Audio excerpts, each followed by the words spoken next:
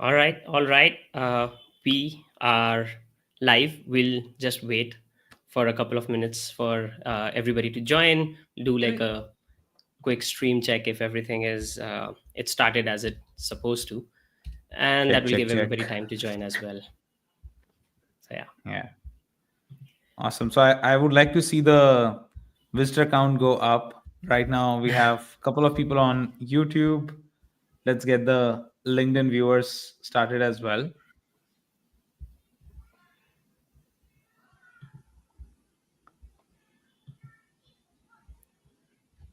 Yeah. yeah. Let's give it Derek, a where are couple you of joining minutes. in And from? Which city are Um, you joining in from? Denver area, Okay. Denver, Colorado. Yeah. And what time is it right now for you? It's about 9:30 a.m. 9:30. Yeah. Is not that early-ish? not too Is late. that Yeah. like every city has its culture, right? Is I that would say, early or is it late in Denver? I would say west of the Mississippi. 10 a.m.'s like people start a little later. Yeah. I think we are probably in the same basket here. Let's Cool. see. So I'm just gonna have a quick look, and then yeah, I think we can get started. We've got a few people in, and then kind of as things progress, we'll have more people join in. Yeah. All right. I'll take it from here. So hi everyone. We are looking at the 2024 State of DevOps report. We also know it as the DORA report, and we've got somebody special here with us who's it's Derek DeBellis. He is by the way, I'm gonna just read a couple of sentences, and it's better to give Derek the stage for his own introduction. So I'm just gonna uh, read a couple of sentences about who he is. He's a quantitative user experience researcher at Google, and he's been the lead investigator for DORA. And I think the more interesting thing for me personally is because he's published on human AI interaction. Um, I think that's something that's quite interesting personally for me, and for this year's report as well. There was we've seen quite a big focus on AI and platform engineering. So I think there's it's going to be quite a cool interaction, if I may, with Derek today as well. So with that, Derek, over to you. Why don't you take like a couple minutes to give us all a little bit of a background about you. Yeah, awesome. Well, I'm psyched to be here, and I am a quantitative researcher at Google. I've been doing the research for this DORA report for the last 3 years, and so at this point, I have kind of a sense of what's going on. It took about 3 years. Second year was pretty good. First year was, oh wow, there's a rich history here to figure out, kind of thing. I guess the reason I'm maybe quantitative in background is just that I do think there's a lot of downsides to just to a measure, any measure, right? It's going to be incomplete. It's going to be a shadow of what you're really trying to capture. But I think at the end of the day, with all the signals that are coming in, if you can try to work on some, I don't know, some well-validated and just like, I don't know, conceptually thought out measures, it could be one of the most useful values you have. It's not saying it's the ground truth and it's 100% aligned with everything that's going on, but that is to say, it's a very important signal in all the signals that are coming in and the decisions you're making. So that's kind of why I'm a quantitative researcher. Yeah. And that's why I think I'm a pretty decent fit for DORA, because I think they have a similar philosophy. Yeah. I think I really like the fact that you mentioned that whenever you take a metric, there are downsides to it. And I think especially with DORA, that philosophy goes true, because if you give a metric and every time there's Goodhart's law mentioned and shining in the face, like everyone's coming with Goodhart's law, developers are coming with that, and the leaders are trying to add friction to any metric, Yeah. to other leaders who are trying to put in the metric, Yep. because I think the core of the whole motion is to drive change, right? And Yeah. and that's where every organization is moving, and that's where any sort of metrics comes into picture to make Yep. the motion of change easier. And that's Yeah. where DORA comes in. So I think, just for the background for the audience who's seeing our faces for the first time as well, and Shivam can also pull up himself in the on the stage. So me and Shivam, we work at a company called Middleware. I'm the co-founder. Shivam is my colleague. He leads um, marketing content for us, and today he's also the host of the show. Previously, we both have been engineers, and Shivam loves data a lot, so he's also a part-time data scientist. And I have been running engineering teams for quite some time now, probably more than half a decade, across the globe, and found out that driving change is one of the most interesting topics, if not the hardest topics. And understanding humans is very tough, but data lets you break the biases and move them towards betterment. So yeah, I'm excited for the webinar today, and more excited because today we are going to discuss the questions that the community has asked us, and the community has brought in from Reddit, from our very own DORA group. So I've been very active on the DORA community itself, and we had a session with Nathan as well. And then we also reached out to all our customers and asked them, tell us your most difficult questions and queries, and then shortlisted 10 hardest questions.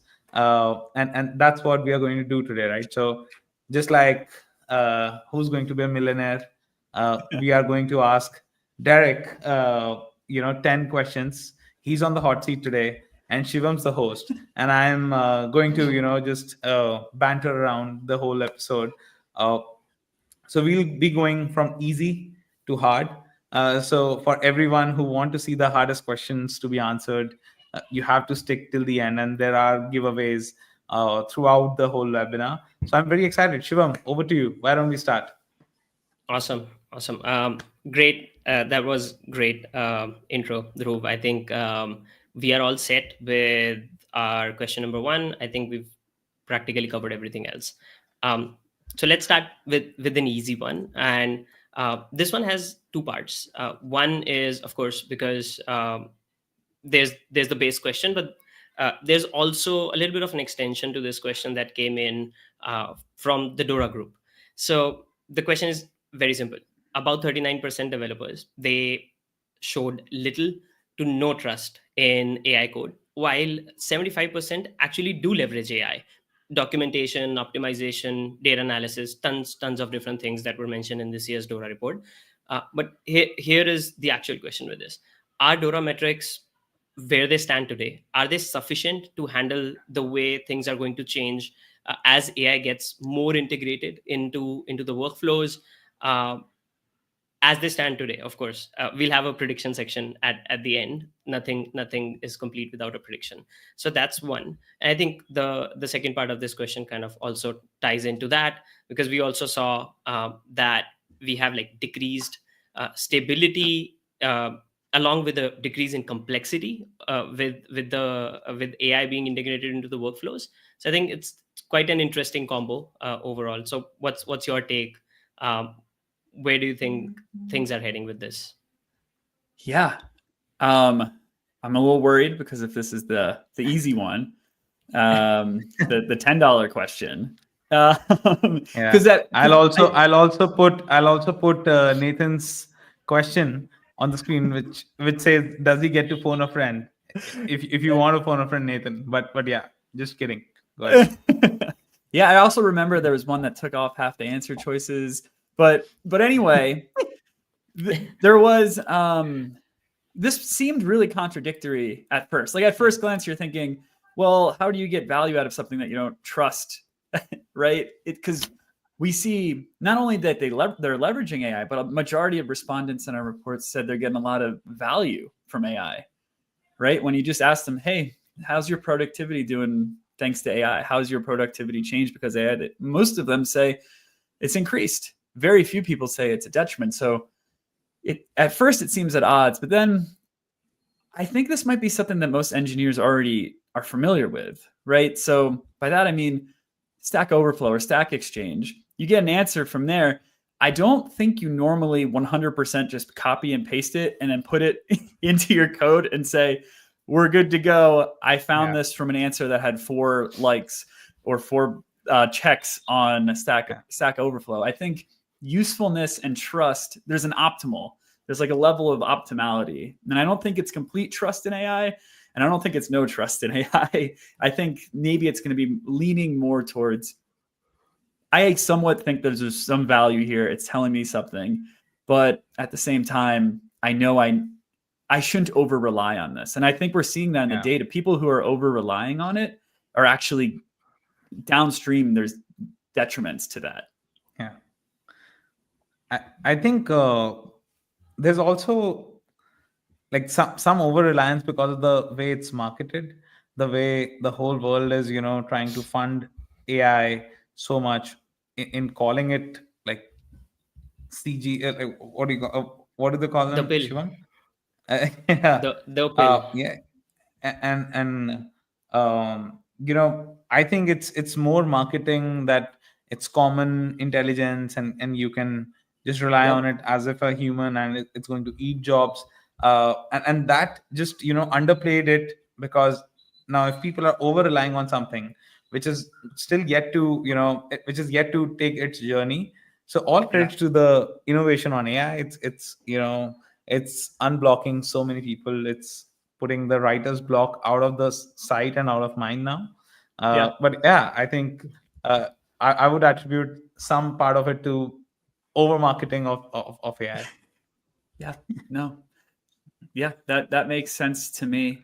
And there was a second part to this question, and it was about code complexity, right? Or work on why complexity is decreased with AI. This is actually another really hard question that we spent a lot of time on the report. I was probably in 5 meetings with the report team trying to figure out what was going on here, because normally we see gains in the code reviews side of things, and code complexity lead to really only benefits. So if AI seems to be reducing complexity of the code base, but that doesn't seem to then translate into better software delivery, which I'm guessing we're going to talk about a lot later, right? It seems like something's getting cut off here. And just one thing I would say is, I think there's a difference between actually reducing the complexity of code and the perception of a complexity reduction in code.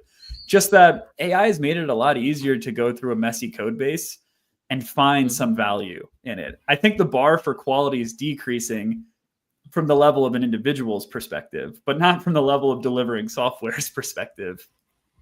That's my hunch. Yeah, I think we're going to touch on this for sure, I think. But yeah, this is going to be interesting, especially how the workflows evolve. So first quickly, question done. It's going to get harder. Before we move on to the second question, quick question for everybody in the audience. How are you and your team using AI? And what's kind of your primary use case here? Are you writing more code, at least at the first level? Are you working with the tests? Are you focusing on documentation? It's tends to be an easy job these days for a lot of people if you want to build documentation. Data analysis is another one. We've taken out other options. So let us know in the comments below, and we'll see where our audience is right now with this one. All set for question number 2, as everybody thinks of their answers and shares. Yeah. Elite teams. This has been an interesting topic. A lot of blogs written, a lot of social media posts around it.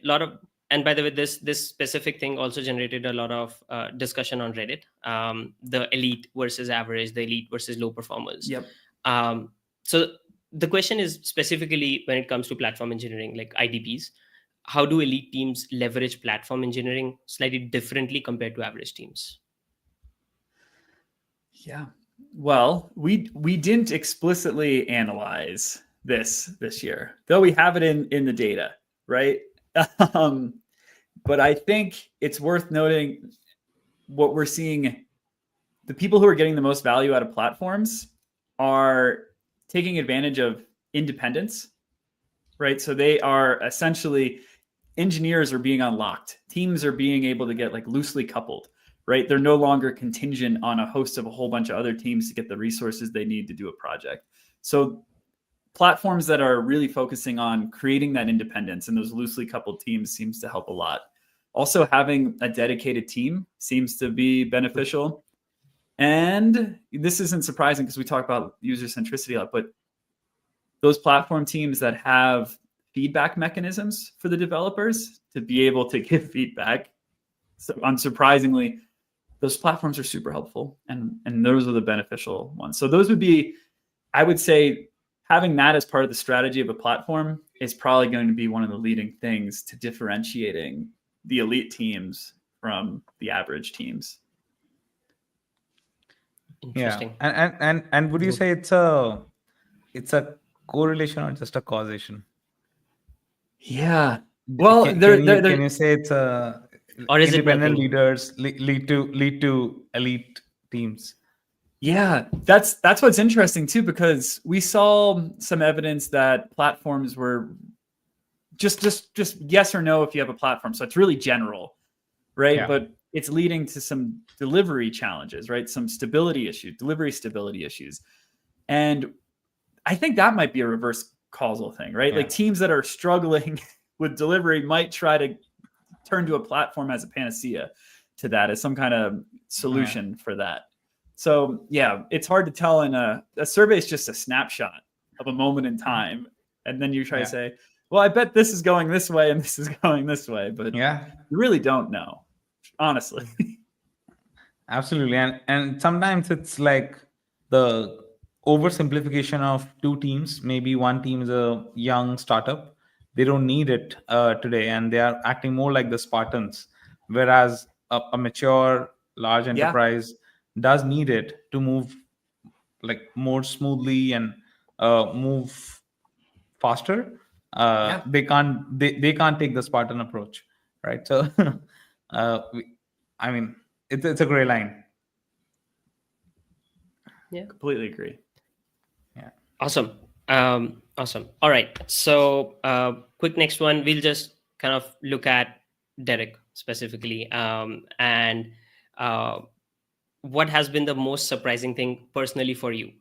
Could be related to the report, doesn't have to be related to what got into the report. If you want to spill some beans, that's okay as well. Yeah, well, I think we were talking earlier about sort of the marketing material for AI. So probably a lot of my expectations were based on the marketing material, which isn't probably a great way to set your priors and create hypotheses. But yeah, I was really surprised. So I wasn't surprised about the individual benefits necessarily, right, of AI. It looks like if you look at the individual level, productivity goes up when you use it. Flow seems to be positively correlated with it. Job satisfaction. There's some challenges to that story. It's like it's not as beautiful as that, but code complexity seems to go down. Code review time seems to get faster. All pretty good on the surface, but then when you take it from maybe to incorrectly use the schematic of the inner loop of like the developer's world of creating all this stuff to try to push it to the outer loop, to like the software delivery point side, and then get that into product, it doesn't translate. It doesn't move all the way down. That was kind of surprising to me because you would think upstream benefits lead to downstream successes. And we're not at this point in time, maybe because it's a brand new technology and we haven't really come up with a good strategy collectively of how to use it. You're not seeing that. And I guess the last thing I would say is not surprising, but kind of uplifting. Maybe it's just like the basic things of caring about users, having a clear direction, having a stable direction, and documentation and just really basic stuff.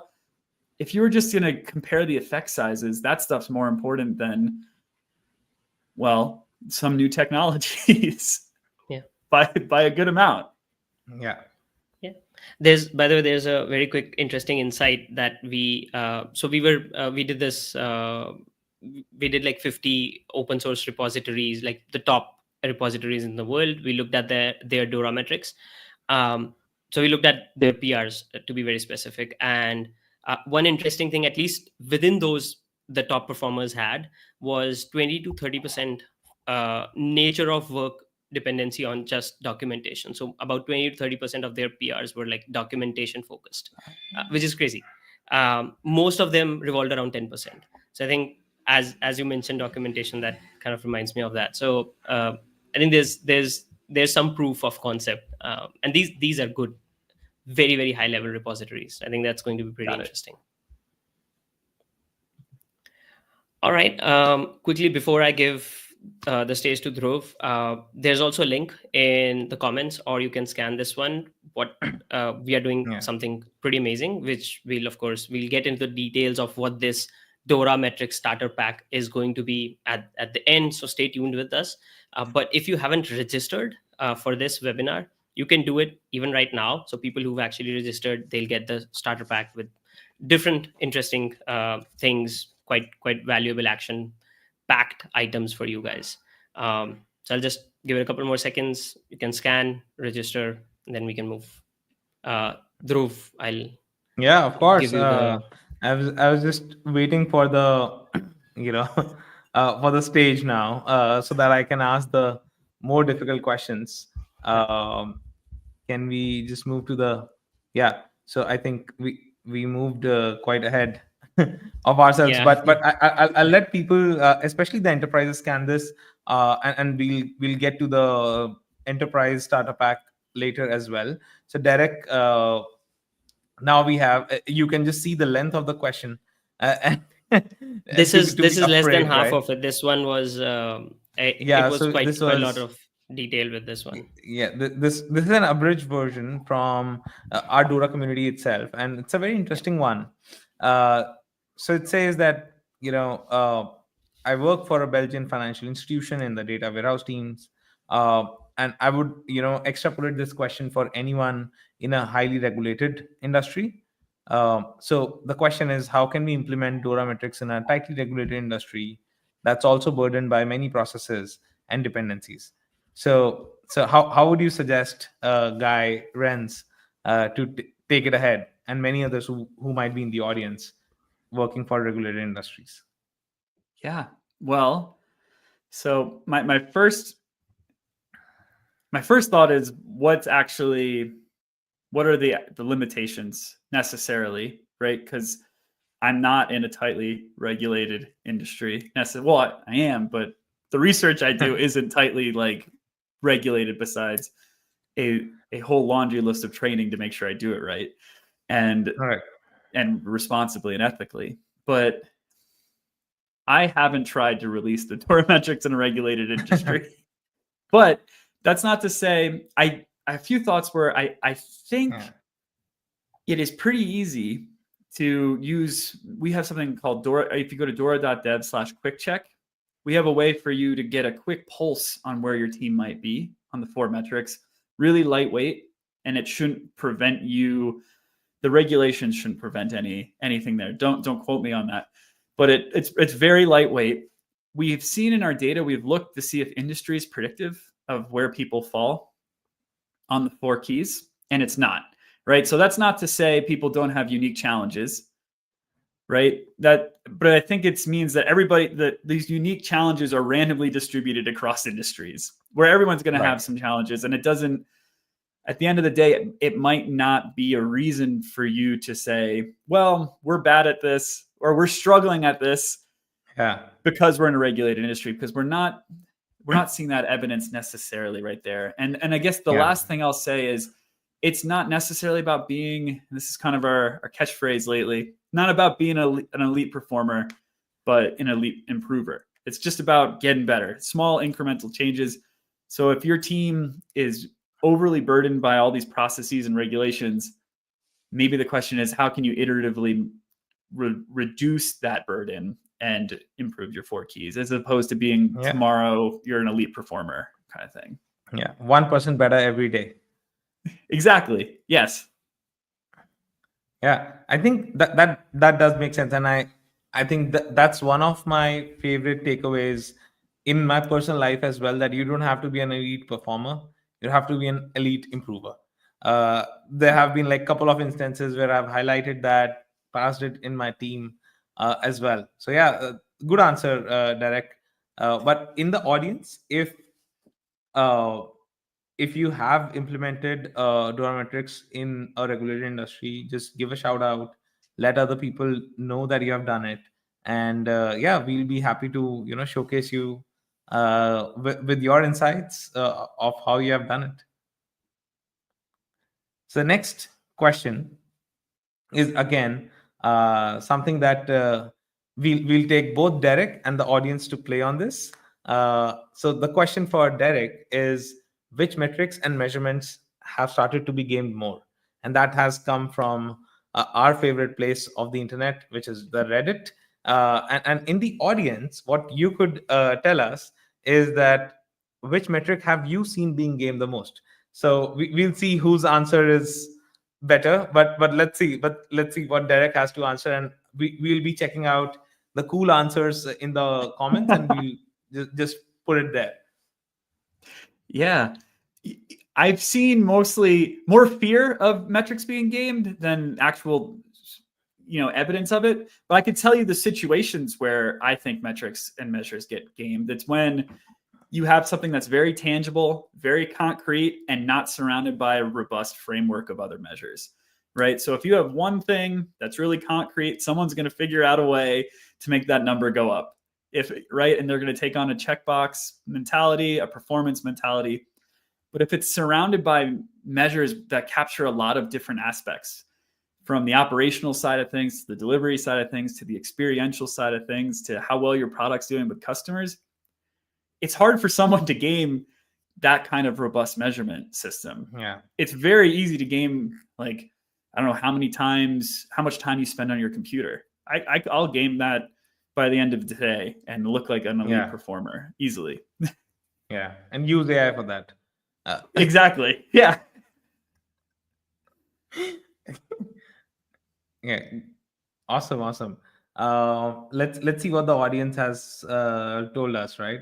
So I see Lisa Crispin, again a member of our DORA community. Yeah, so she hasn't seen a lot of DORA metrics to be gamed, but like defect counts is something that she has seen in her organizations to be gamed around. I think overall, and then John is talking about story points. I think overall what happens is the moment we start rewarding engineering output, that's where everything goes wrong, right?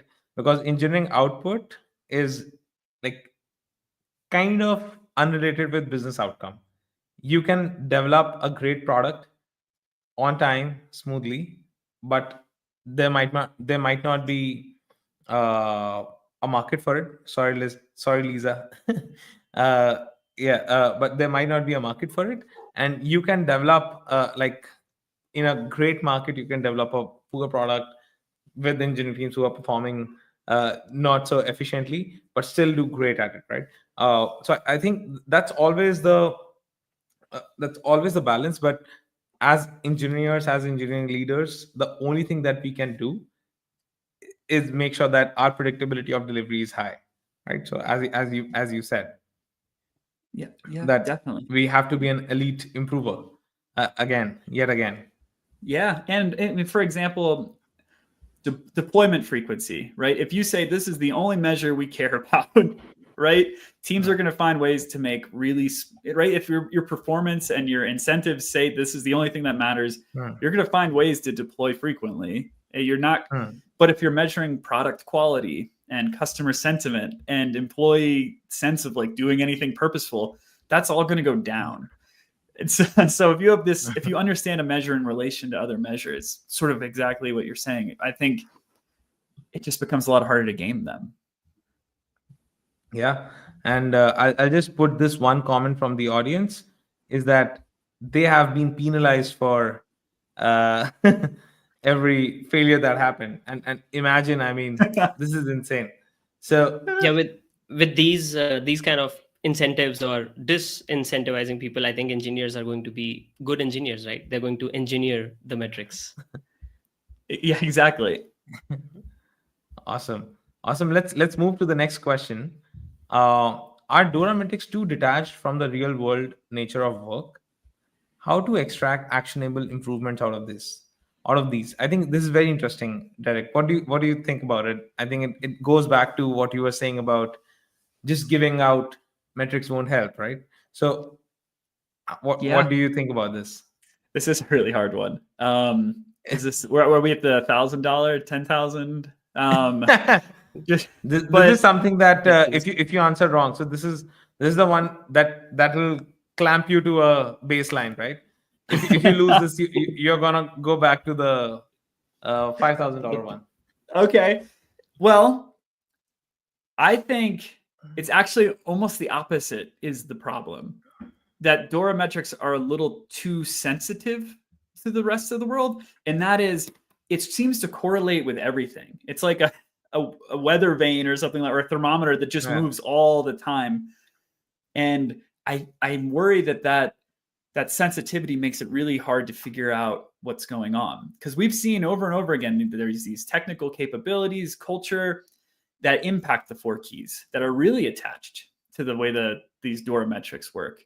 And we've seen that these DORA metrics are really connected to the developer experience and to your product success and to your team's performance. But if you're just looking at the 4 keys, it's just going to kind of be a signal that something happened. It's like you're not going to know exactly what it is. And then it's all about whether you can understand how it relates to the rest of your workflow is going to be what makes it actually attached to the real world. So that is all to say, it seems to be overly sensitive to the real world, which makes it hard to use sometimes, especially if there's not a robust measurement framework around it that you could point to and say, oh yeah, we just changed this the other day. And now we're seeing all this deployment failure. Yeah. So it makes sense. I think, and at middleware as well, our philosophy is that don't obsess over metrics. I think use metrics as a guiding light, because like DORA metrics talks about your DevOps efficiency, right?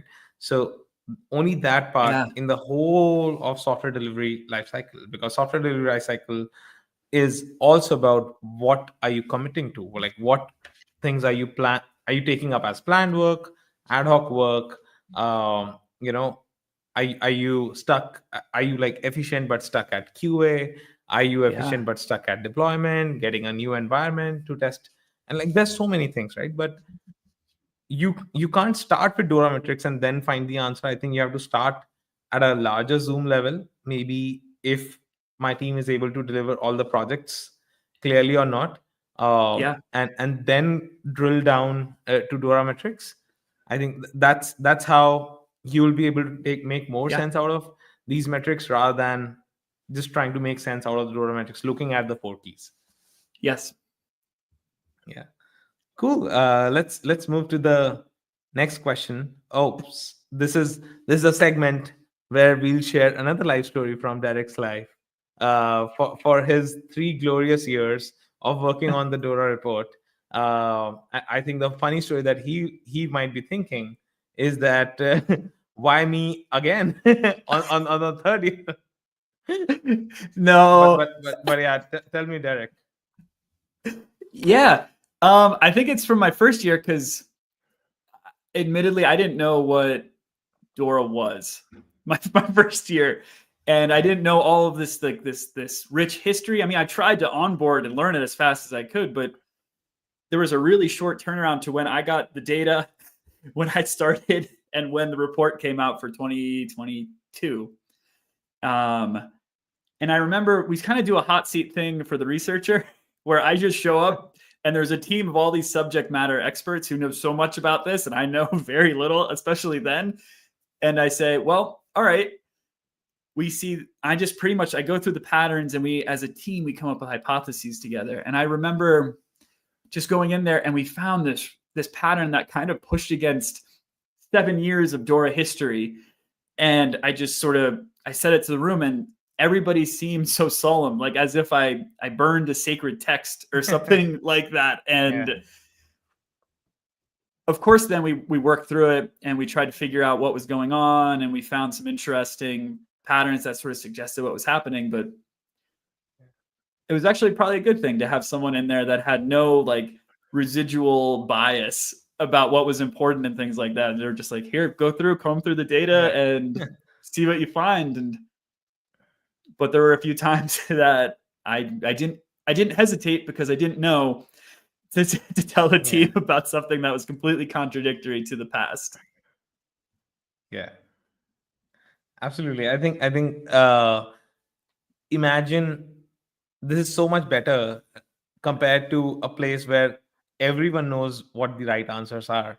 Yeah. And there's no room for any innovation or breaking the biases, right?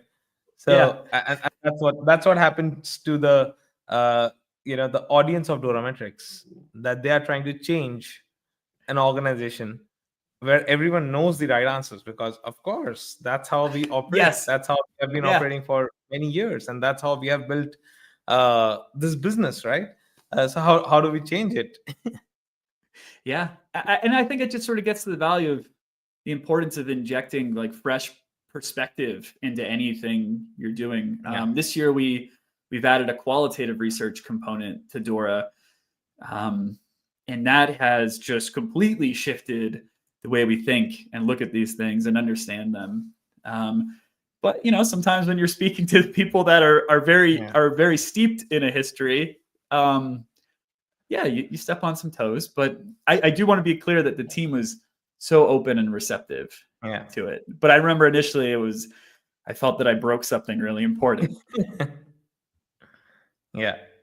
All right. Cool. So I'll now pass the baton again to Shivam, who will take up the last segment of our hardest questions. So congratulations on making till this far. Thanks. Right. So Shivam, over to you. Awesome. On to our way for let's make the price 10 million. All right.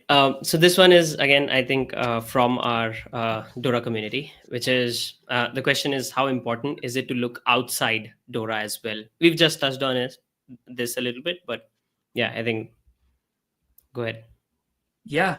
I think we did sort of mention just kind of how difficult it is to just only focus on one set of metrics. It doesn't matter which set of metrics it is, but if you have one metric that guides everything you do, you're probably going to be very narrow. You're going to have a narrow focus and a narrow understanding of what's going on, and you're going to miss a lot, right? It's like as if you only paid attention to, like 1/10 of a room or something like that to understand what was happening.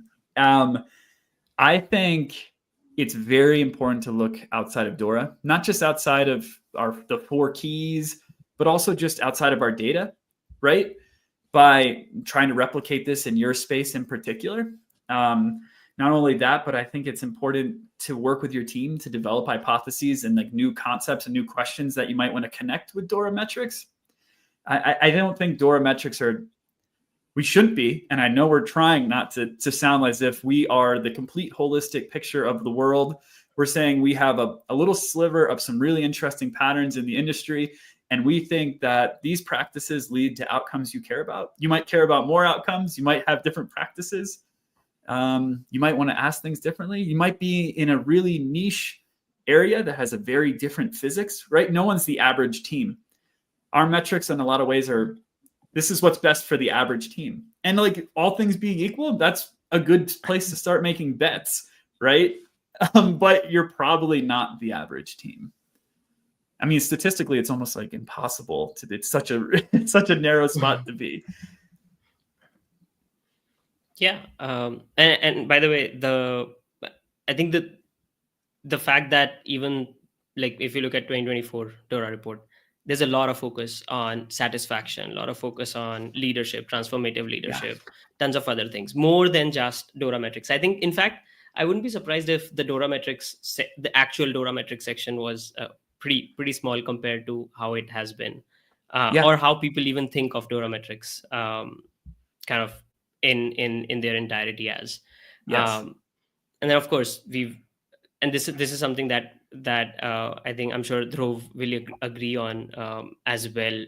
This is a philosophy for that works very well for us in middleware, and we've paid special attention to this while building the product itself as well. Because yes, there's DORA metrics, but there's flow, there's dependencies, bottlenecks, there's Yes. understanding your team. There's one of the things that Dhruv was just mentioning was what task have you taken up? Have Yeah. you taken? Are you climbing the Mount Everest? Do you have everything you need to climb Mount Everest? Yeah. A lot of those things I think would come into play to actually affect whatever metric that people are looking at. Yeah, I think I just couldn't resist, showing this. When we are talking about looking outside of DORA metrics, of course, right? So this is one of my favorite parts in middleware as well, right? So we talk about the overall project flow, like how much are you taking and how much is it like going outside and going to the customers, going to the production.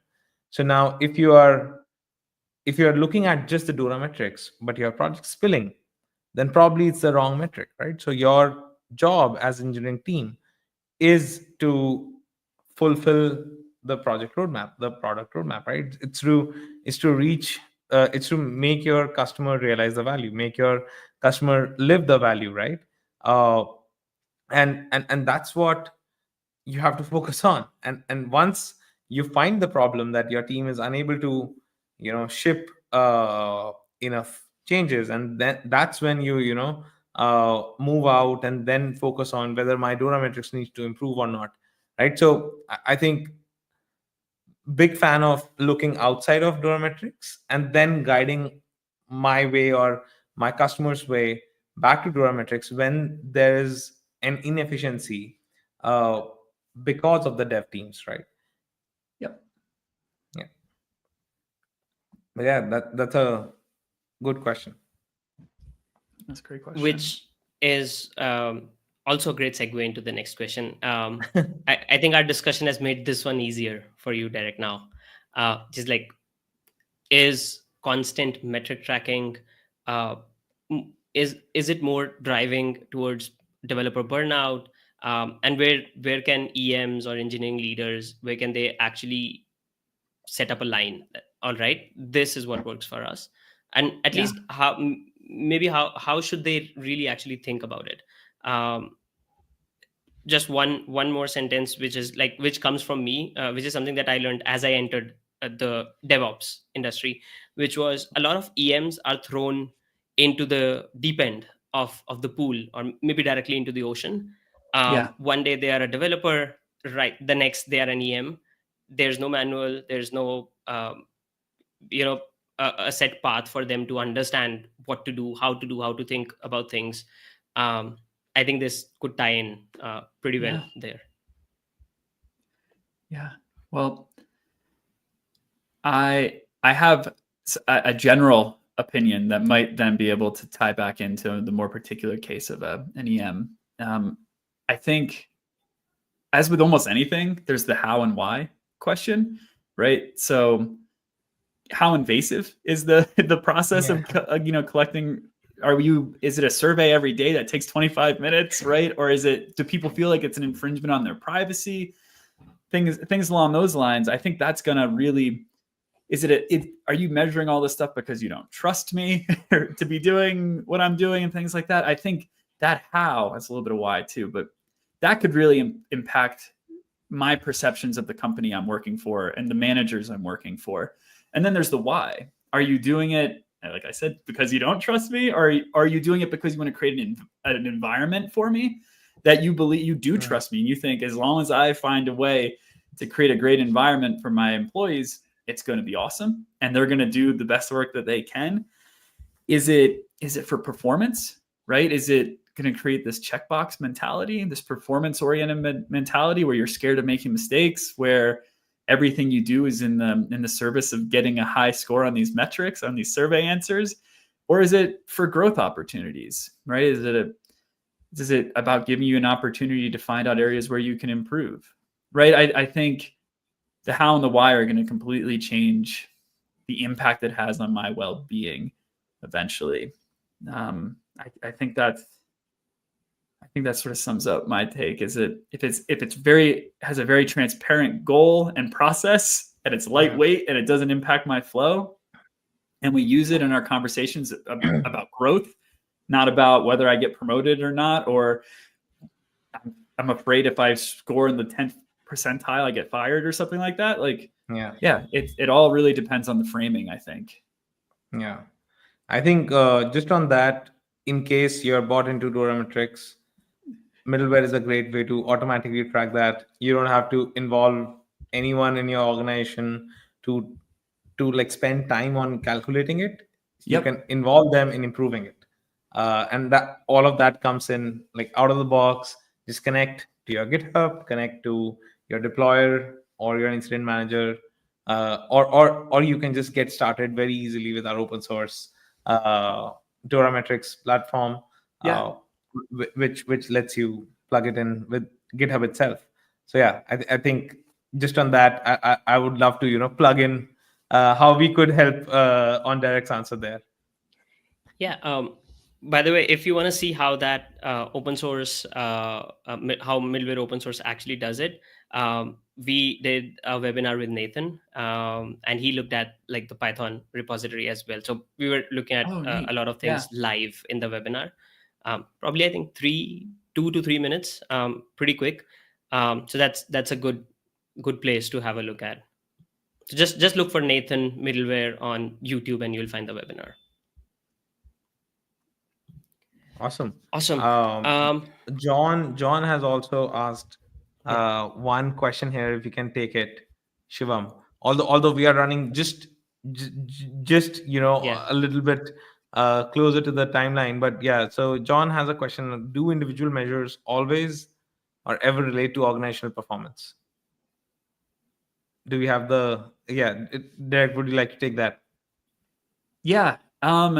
So in the method section, we talk about how odd it seems that we would try to use individual measures to relate to organizational, right? It's like what an individual does doesn't seem like it would move mountains or anything like that. It seems more likely that the larger systems would impact the smaller systems, which is true, right? Like the organization you're in, it's going to impact your well-being, right? Like the directionality from high levels, like organizations, to like smaller levels is probably more pronounced.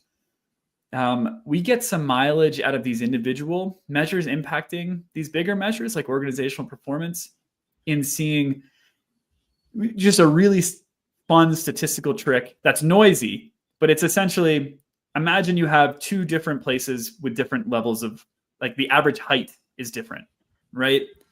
If you pull randomly from each organization, each area, it's more likely that someone in an area that has more, I don't know, say productivity or more of this practice, even at an individual level, that individual represents a larger sort of pattern at that organization. That's simply to say, we think of individuals as somewhat of a representation of larger processes going on at an organization. Does that inject a ton of noise? Yes, probably, most definitely. But that's actually mostly a challenge that would reduce the likelihood, I think, that we'd find patterns. It'd make it harder to find patterns. It wouldn't improve the odds that we find patterns. So so we do find those relationships, and it's probably not because of that individual is impacting the profitability of a company like directly, very strongly, but sort of an indication of what's going on at the organization as a whole. Very good answer. Awesome. Yeah. Moving on towards our kind of multi-million-dollar question now. I feel for some reason this is extremely motivated by what questions we were getting from Reddit. Also ties into one of our previous questions. Are there any specific metrics / DORA metrics that seem to correlate with like slightly higher stress levels in teams? Which I think is the keyword here. Have you, and I think a little bit more qualitative rather than quantitative, but would love if you have something on this one. Well, our burnout measure has a psychological component, right? So your feelings of cynicism and things like that for your job, but it also has a physical element to it, right? Stress and affecting your out of work life. So what we see that really ties to burnout is instability of two varieties. Delivery instability. If there's a lot of change failures, you're going to burn people out. Second, if there is priority instability, right? Your organization doesn't have clear and stable priorities, it's going to burn people out, right? That's not to say that you can't change your priorities and things like that. Things shift all the time, right? The industries are really, they evolve fast, but there's got to be that awareness that if you're constantly saying, shift your focus here, people are going to have a hard time setting important goals for themselves, and it's going to burn them out. So thinking about how you can mitigate, that's probably important. Yeah. And I think the last thing that we find that I'm a user researcher, so I love this one. If you're not building for people, if you're not trying to solve problems for people using your products, you're going to burn out. It's kind of, that was sort of hardening just to see that people care about building things for other people. People don't want to just like ship features necessarily if it's just to meet a deadline. I don't know. That was, I got happy when I saw that, honestly. Yeah, I think we also see a lot of discussions around playing especially with developers, because the job is around creation. So getting into a huge product, but you're working on like a tiny feature that probably nobody is going to ever see or interact with. Once, twice, thrice, fine. But if that's your key job, I've seen a lot of these discussions. So I think that's pretty interesting. Yeah, because the passion is always to solve problems. It's not to write APIs, right? Yeah, exactly. So nobody says that I want to, just build APIs. Everyone says that I want to solve problems for something, right? Some financial problems, hard problems, problems for people. Yeah. And I don't want to generalize for developers or anything like that, but I think that's a clear motivation why a lot of people probably go into the job, is like this problem solving mentality. Yeah, absolutely. Awesome. Last one before we move into a special segment. Once again, does the push for high performance metrics, does it conflict with transformational leadership, especially when it comes to like team autonomy, creative freedom, a lot of those things? Yeah, I think it would be more about how they work together, not how one might necessarily be to the detriment of the other. But I think the 4 keys, it's like you can kind of put like a different lens on them depending on the culture they're in, on the context they're in. And if you have transformational leaders and stable goals and priorities and a focus on solving problems for people, I think the 4 keys are going to capture all that goodness. But if you're trying to just ship things as fast as possible and you're very performance oriented, the 4 keys are going to capture that, right? Being creative and autonomous, like the idea of iterating rapidly, of being able to fix problems, of having robust testing and things like that in place, that's a dream for a creative person. But if you're told that you have to ship every 5 seconds and it's just like like features, then you probably will burn out. So it's so contextual based on things like transformational leadership. Yeah. And do you think that, so it's a push versus pull problem, right? So do you think when the adoption goes from a top-down lens, when someone is pushing DORA metrics program down your throat, like the performance then, versus when it's a team adopting DORA metrics philosophy and then, trying to go bottom up, have you seen a difference in those areas? Yeah. Does that still help? Yeah, I think so. I think that's where the transformational leadership part comes in as being important. I think a leader might say, and I was talking to Nathan Harvey about this yesterday, a leader might come in and say, hey, the 4 keys are important, we should track these. But it's how they say that, and it's why they say it. And it's like, do you have the room to use these 4 metrics in a way that's necessary, right? So maybe we say, we're going to try to have less change failures, But that's not to say you can't decide how this happens. This is your problem to solve. I'm not going to say exactly how to solve it, kind of thing. It's all about how or why. Absolutely. Yeah. And then the success of the whole program lies in the adoption of it. And that's where, as you rightly said, it depends on how a leader proposes that idea, if they're trying to bring in change. Exactly. Or even how they are entertaining the idea of someone proposing that, hey, we should do DORA metrics. And instead of saying that, why? They may say, like, tell me how I can help you, right? Kind of the approach which is more open, which allows a team with autonomy so that they can move forward. Yep, exactly. I mean, there's a difference between saying this is a problem and here's how you're going to solve it to this is a problem that I think we all agree is very important to solve. You're the ones that are going to figure it out, kind of thing. Yeah, absolutely. Awesome. Cool. So Shivam, are you ready for the next segment? Yeah, quite an exciting one, which is Derek's State of DevOps Crystal Ball segment. So what double what or does nothing? Yeah, let's make it double or nothing. What does your crystal ball show you for 2025, specifically when it comes to state of DevOps?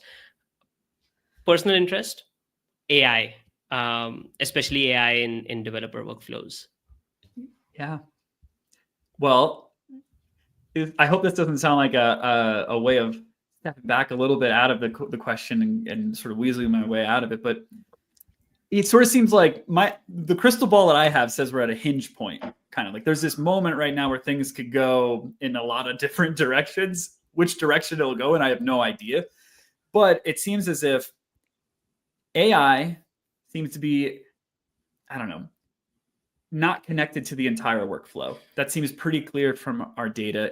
It seems to be pretty disjointed. Our organization's going to start having an approach to connecting that to a more holistic data source that allows it to be more useful throughout this entire process. Is the use case for AI going to expand beyond what we're seeing? The real benefit is writing code, generating code. Not many of the other use cases seem to lead to a lot of benefit. Indeed, the elite cluster differentiates from the other clusters only in terms of how much it uses AI to write code, not any of the other aspects that we asked about. I think also strategy-wise, our qualitative research has made it really clear that one of the biggest, if not the biggest, adoption driver of AI is, for lack of a better word, fear of missing out, competitive pressures. That's not a strategy. That's just, we should do this because I'm afraid what will happen. So are there going to be strategies that think about some of the downsides, transparent policies, guidelines for how to use it, robust testing mechanisms? Is that going to happen? If that happens, you might see AI being extremely impactful in next year's report and beyond next year's report and all these other different metrics, right?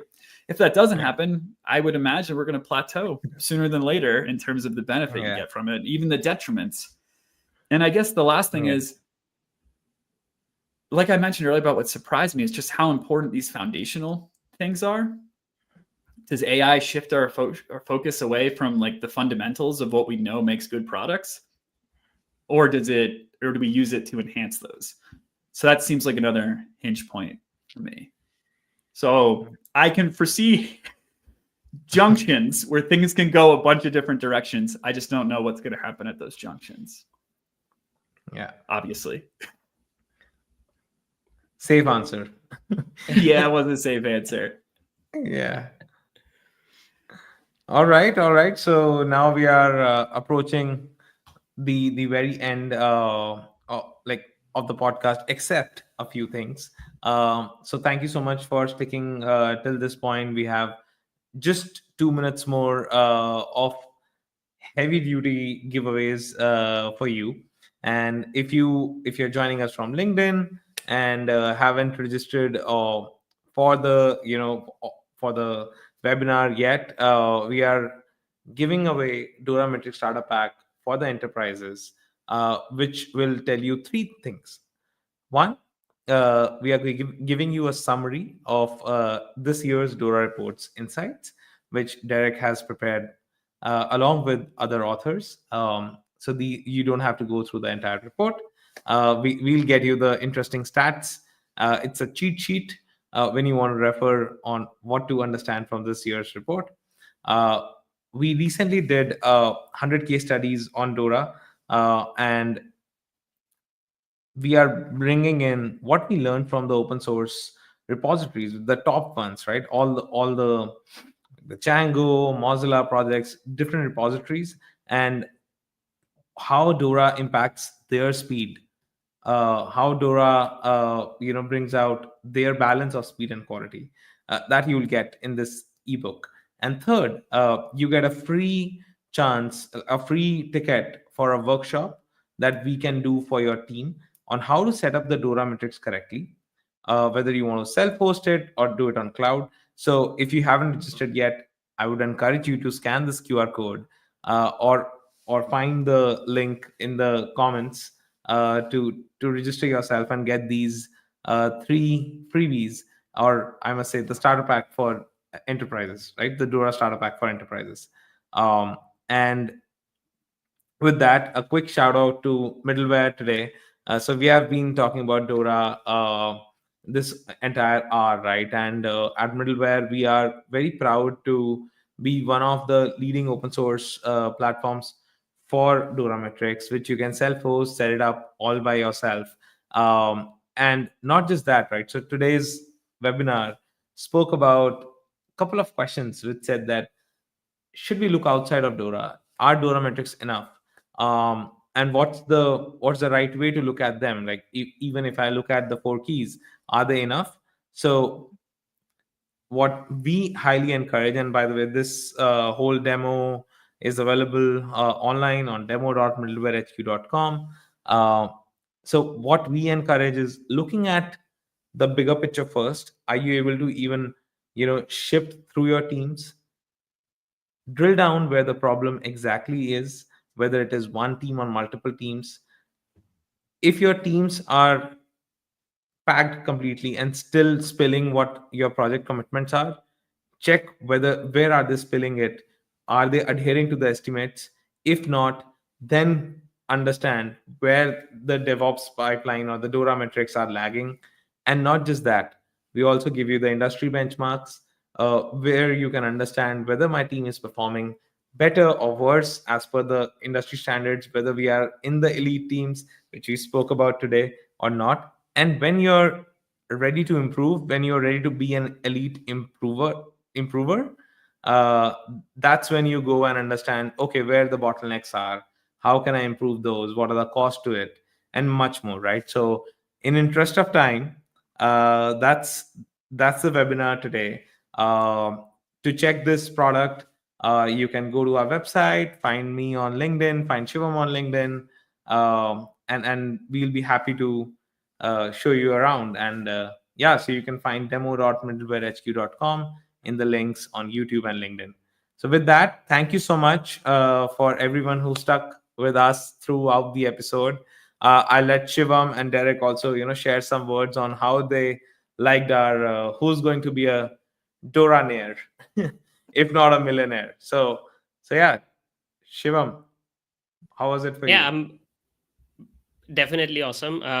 As a budding data scientist, I think for me, it's always interesting to hear somebody who's worked with this kind of data, and who's worked at a report like this for 3 years. So awesome. Very, very cool for me. Derek, how about you? Did you have fun? I know you probably, because you shied away, you don't get the grand prize, but we'll give you second prize. I was gonna give you my address so you could send the check. Yeah.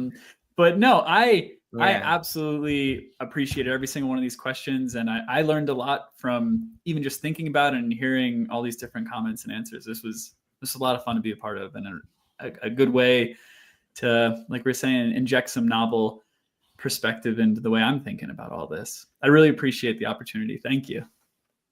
Yeah. Awesome. Thanks. Thank you for taking the time, Derek.